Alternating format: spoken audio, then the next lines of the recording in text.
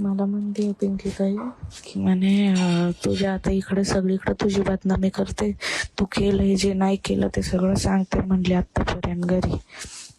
म्हणजे कुठे इकडे वाकडला म्हणे तुझ्या सगळ्या मैत्रिणींना सांगते की तू कसली घाणेरडी, एखाद्याच्या घराचं वाटोळ करते.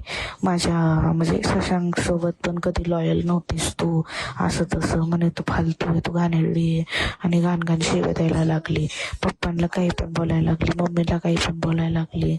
नुसतं अगं लय गं काय सांगू तुला. मगाशी पप्पा आणि मम्मी बसले होते म्हणून मला काही बोलता आलं नाही तुझ्याशी. दाजी बघत होते मला मारताना आणि त्यानंतर त्यांनी पण माझ्यावर हात उचललं आणि हे त्यांनाही खरं वाटलेलं आहे. त्यामुळे मी ठरवलंय की मी डिवोर्स देणार आहे त्या माणसाला. आणि मी सांगितलंय पप्पांना पण. पप्पा म्हणले आपण करू ह्याच्यावर विचार म्हणून आपण ते आल्यावर. माझा नवरा, मला एवढं शॉक वाटतंय, एवढं आश्चर्य वाटतंय की माझा नवराच माझा कधी नाही झाला. या गोष्टीचं जास्ती वाईट वाटतंय. सासू सासरे काय ते कसेच वागतात असं, पण त्यांचं कामच असतं असलं वागणं.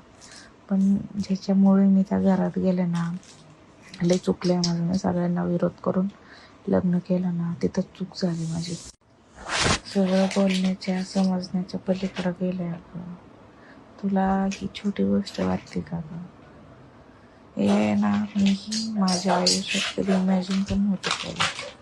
आणि ती इतकी घाण बोलली आहे ना, मला शिव्या शाप दिले का अक्षरशः त्या माणसांनी. मी विचारच नाही करू शकत तिथं काय.